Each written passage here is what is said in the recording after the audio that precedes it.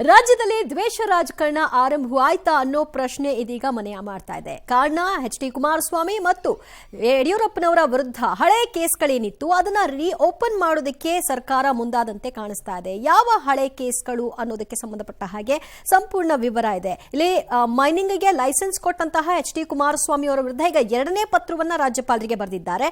ನೀವೇನ್ ಕ್ರಮ ತೆಗೆದುಕೊಳ್ತೀರಿ? ಈಗ ಸಿದ್ದರಾಮಯ್ಯ ಅವರಿಗೆ ತೆಗೆದುಕೊಂಡಂತೆ ಕುಮಾರಸ್ವಾಮಿ ಅವರ ವಿಷಯದಲ್ಲೂ ಕೂಡ ನೀವು ಪ್ರಾಸಿಕ್ಯೂಷನ್ಗೆ ಅನುಮತಿ ಕೊಡ್ತೀರಾ ಅಂತ ಸವಾಲ್ ಹಾಕ್ತಿದ್ದಾರೆ.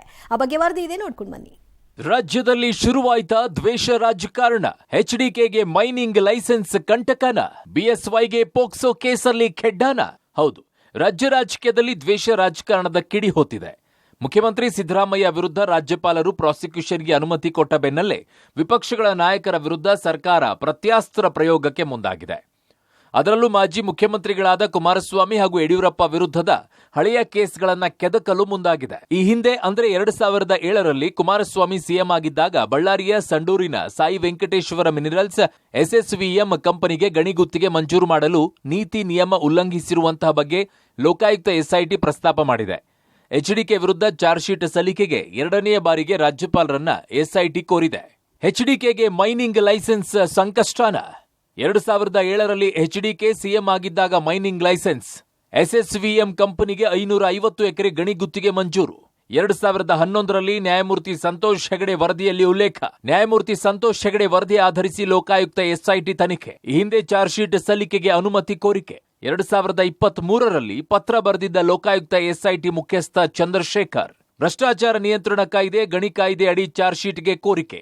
ಕೆಲವೊಂದು ಸ್ಪಷ್ಟನೆಗೆ ಜುಲೈನಲ್ಲಿ ಪ್ರಸ್ತಾಪ ವಾಪಸ್ ಕಳುಹಿಸಿದ ರಾಜ್ಯಪಾಲರಿಗೆ ಸ್ಪಷ್ಟನೆ ಕೊಟ್ಟು ಮತ್ತೆ ಎರಡನೆಯ ಪತ್ರ ಬರೆದ ಲೋಕಾಯುಕ್ತ ಎಸ್ಐಟಿ. ಕೇಂದ್ರ ಸಚಿವ ಕುಮಾರಸ್ವಾಮಿ ವಿರುದ್ಧ ಪ್ರಾಸಿಕ್ಯೂಷನ್ಗೆ ಅನುಮತಿ ಕೊಡಬೇಕು ಅಂತ ಲೋಕಾಯುಕ್ತ ಎಸ್ಐಟಿ ರಾಜ್ಯಪಾಲರಿಗೆ ಮತ್ತೊಮ್ಮೆ ಪತ್ರ ಬರೆದಿದೆ.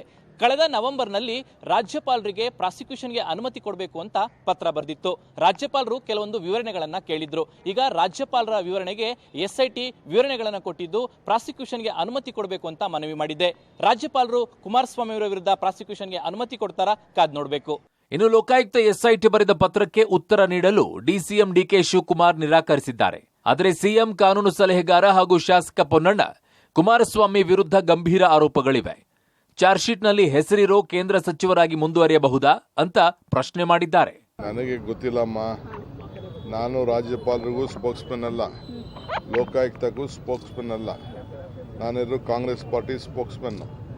ಏನಾರಿದ್ರೆ ವಿಚಾರ ತಿಳ್ಕೊಂಡು ನಾನು ಮಾತಾಡ್ತೀನಿ. ಪ್ರತಿಪಕ್ಷಗಳ ನಾಯಕರುಗಳ ವಿರುದ್ಧ ಪುರಾವೆಗಳಿದ್ದಾವೆ, ದಾಖಲೆಗಳಿದ್ದಾವೆ. ಒಂದು ತನಿಖಾ ಸಂಸ್ಥೆ ಲೋಕಾಯುಕ್ತ ತನಿಖೆ ಮಾಡಿ ಪ್ರಾಥಮಿಕ ವರದಿಯಲ್ಲಿ ಮೇಲ್ನೋಟಕ್ಕೆ ಇದು ಸಾಬೀತಾಗಿದೆ.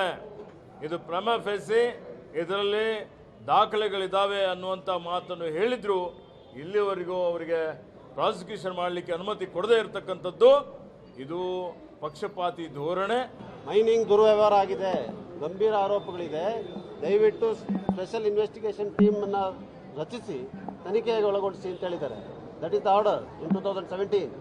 3 ತಿಂಗಳ ಒಳಗಡೆ ವರದಿ ಸಲ್ಲಿಸಿ ಅಂತ ಹೇಳಿದ್ದಾರೆ.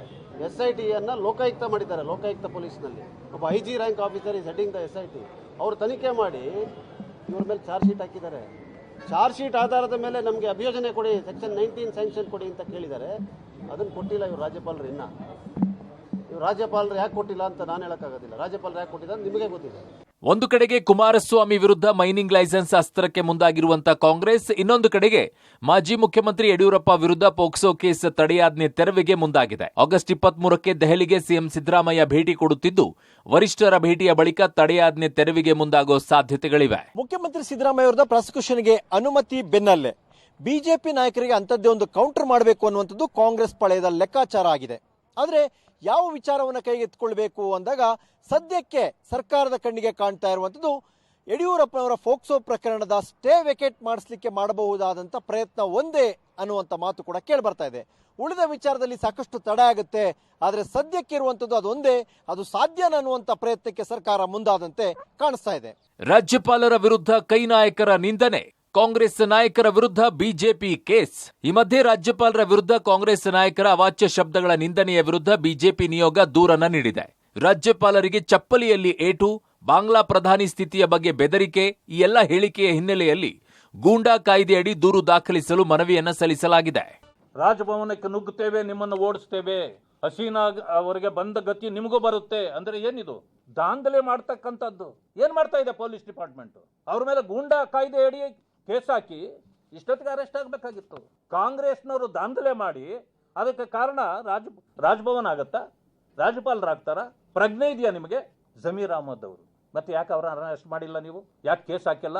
ಕೃಷ್ಣ ಬೈರೇಗೌಡ, ದಿನೇಶ್ ಗುಂಡೂರಾವ್, ನಂಜೇಗೌಡ, ಇನ್ನೂ ಅನೇಕರಿದ್ದಾರೆ. ಈಗ ಇವರನ್ನೆಲ್ಲರನ್ನೂ ಕೂಡ ತಕ್ಷಣ ಬಂಧಿಸಬೇಕು, FIR ಆಗ್ಬೇಕು ಇವತ್ತು. ರಾಜ್ಯಪಾಲರಿಗೆ ಚಪ್ಪಲಿಯಿಂದ ಫೋಟೋಕ್ಕೆ ಚಪ್ಪಲಿಯಿಂದ ಹೊಡಿತಕ್ಕಂಥದ್ದು, ಅವಾಚ್ಯ ಶಬ್ದಗಳಿಂದ ನಿಂದಿಸ್ತಕ್ಕಂಥದ್ದು.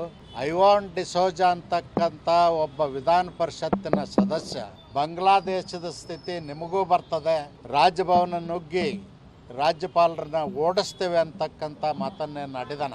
ಬಹುಶಃ ಅವನಿಗೆ ಪಾಕಿಸ್ತಾನದ ಉಗ್ರರ ನಂಟಸ್ಥಾನ ಐತೆ ಅನ್ನೋದು ನಮಗೆ ಸಂಶಯ ಬರ್ತಾ ಇದೆ. ಉಗ್ರರ ರೀತಿ ಮಾತಾಡಿದಾನೆ. ಅವ್ರನ್ನ ಗೂಂಡಾ ಕಾಯ್ದೆ ಅಡಿ ಬಂಧಿಸಬೇಕು. ಈ ಮಧ್ಯೆ ಬಿಜೆಪಿ ಕಾಂಗ್ರೆಸ್ ನಾಯಕರ ವಿರುದ್ಧ ಪೊಲೀಸ್ ಮೆಟ್ಟಿಲೇರಿದೆ. ಇವತ್ತು ರಾಜ್ಯ ಪೊಲೀಸ್ ಮಹಾನಿರ್ದೇಶಕರಿಗೆ ಬಿಜೆಪಿಯ ನಿಯೋಗ ದೂರು ಕೊಟ್ಟಿರುವಂಥದ್ದು. ನಿನ್ನೆ ಪ್ರತಿಭಟನೆ ಸಂದರ್ಭದಲ್ಲಿ ಕಾಂಗ್ರೆಸ್ ನಾಯಕರು ರಾಜ್ಯಪಾಲರ ಘನತೆ ಕಳೆದಿದ್ದಾರೆ, ಅವರ ವಿರುದ್ಧ ಜಾತಿ ನಿಂದನೆಯಾಗಿ ಮಾತನಾಡಿದ್ದಾರೆ. ಅವರು ದಲಿತರು ಅನ್ನುವಂಥ ಕಾರಣಕ್ಕಾಗಿ ಅವ್ರನ್ನ ಅವಾಚ್ಯವಾಗಿ ನಿಂದನೆ ಮಾಡಿದ್ದಾರೆ. ಬಾಂಗ್ಲಾ ಪರಿಸ್ಥಿತಿ ನಿಮಗೂ ಕೂಡ ಬರುತ್ತೆ ಅನ್ನುವಂತಹ ಧಮಕಿ ಹಾಕಿದ್ದಾರೆ. ಇವೆಲ್ಲ ಕಾರಣ ಇಟ್ಕೊಂಡು ಜಾತಿ ನಿಂದನೆ ಮತ್ತು ಗೂಂಡಾ ಕಾಯ್ದೆ ಅಡಿಯಲ್ಲಿ ಅವರ ವಿರುದ್ಧ ದೂರು ದಾಖಲು ಮಾಡಬೇಕು ಅನ್ನುವಂತಹ ಮನವಿಯನ್ನ ಬಿಜೆಪಿ ತನ್ನ ದೂರಿನಲ್ಲಿ ಹೇಳಿಕೊಂಡಿದೆ. ಈ ಬೆಳವಣಿಗೆಗಳ ಬೆನ್ನಲ್ಲೇ ಆಗಸ್ಟ್ 23ಕ್ಕೆ ದೆಹಲಿಗೆ ತೆರಳುತ್ತಿರುವ ಸಿಎಂ ಸಿದ್ದರಾಮಯ್ಯ ವರಿಷ್ಠರನ್ನ ಭೇಟಿಯಾಗಿ ಸಹಕಾರ ಕೋರುವ ಸಾಧ್ಯತೆಗಳಿವೆ. ಸಿಎಂ ದೆಹಲಿಯ ಭೇಟಿಯಲ್ಲಿ ವಿಶೇಷತೆ ಏನಿಲ್ಲ ಅಂದಿರುವಂತ ಡಿಸಿಎಂ ಡಿಕೆ ಶಿವಕುಮಾರ್ ಸಿದ್ದರಾಮಯ್ಯನವರಿಗೆ ಖರ್ಗೆ ಆದಿಯಾಗಿ ಎಲ್ಲಾ ನಾಯಕರ ಸಹಕಾರ ಇದೆ ಅಂತ ಹೇಳಿದ್ದಾರೆ. ಇನ್ನೂ 10 ವರ್ಷ ಕಾಂಗ್ರೆಸ್ ಪಕ್ಷವೇ ಅಧಿಕಾರದಲ್ಲಿ ಇರಲಿದೆ ಅಂತನೂ ಡಿಕೆ ಶಿವಕುಮಾರ್ ಹೇಳಿದ್ದಾರೆ. ಇಡೀ ಪಕ್ಷ ರೀ, ಮಲ್ಲಿಕಾರ್ಜುನ್ ಖರ್ಗೆ ಅವರಿಂದ ಹಿಡಿದು ರಾಹುಲ್ ಗಾಂಧಿಯಿಂದ ಹಿಡಿದು ಎಲ್ಲರೂ ಕೂಡ ನಾವು ಅವ್ರ ಪರವಾಗಿ ನಿಂತಿದ್ದೀವಿ. 5 ವರ್ಷ ಅವರೇ ಸಿಎಂ ನಿಂತಿದ್ದೀವಿ ಅಂತ ಹೇಳ್ತಾ ಇದ್ದೀವಿ. 10 ವರ್ಷ ನಮ್ಮ ಸರ್ಕಾರ ಇರ್ತದೆ. ಒಟ್ನಲ್ಲಿ ಸಿಎಂ ಪ್ರಾಸಿಕ್ಯೂಷನ್ ಕೇಸಲ್ಲಿ ಹೊಸ ರಾಜಕೀಯ ತಿರುವು ಪಡೆದುಕೊಳ್ತಾ ಇದೆ. ಮುಂದೆ ಏನಾಗುತ್ತೋ ಅನ್ನೋದನ್ನ ಕಾದ್ ನೋಡಬೇಕಿದೆ. Bureau report, public TV. So ಇದರಲ್ಲಿ ಮುಖ್ಯವಾಗಿ ಸಂವಿಧಾನಬದ್ಧವಾಗಿ ಪ್ರಮಾಣ ವಚನವನ್ನ ಸ್ವೀಕಾರ ಮಾಡಿದಂಥವರು, ಸಾಂವಿಧಾನಿಕ ಹುದ್ದೆಯಲ್ಲಿರುವಂಥವ್ರ ಬಗ್ಗೆ ಮಾತನಾಡ್ತಿರಲ್ಲ, ನೀವೇ ಹಿಂಗೆ ಮಾತನಾಡಕ್ಕೆ ಶುರು ಮಾಡಿದರೆ ಜನಸಾಮಾನ್ಯರ ಹುದ್ದೆಗಳ ಬಗ್ಗೆ ಗೌರವ ಇಟ್ಕೊಳ್ತಾರ? ನಾಳೆ ಕಲಿಯುವಂಥ ಮಕ್ಕಳು ಆ ಹುದ್ದೆಗಳ ಬಗ್ಗೆ ಗೌರವ ಇಟ್ಕೊಳ್ತಾರ? ಏಕವಚನ ಪ್ರಯೋಗಗಳನ್ನು ಅವರು ಮಾಡ್ತಾರೆ. ಏನು ಕಲಿಸ್ಕೊಡ್ತಾ ಇದ್ರೆ ಸಮಾಜಕ್ಕೆ ಅನ್ನೋದನ್ನು ಅರ್ಥ ಮಾಡ್ಕೊಳ್ಳಿ. ನಿಮ್ಮ ರಾಜಕೀಯ ಬೇರೆ, ಆದರೆ ಟೀಕೆಗಳು ಸ್ವಾಗತಾರ್ಹ ಇರಬೇಕು, ಬಾಯಿಗೆ ಬಂದಂಗೆ ಮಾತಾಡೋದಲ್ಲ.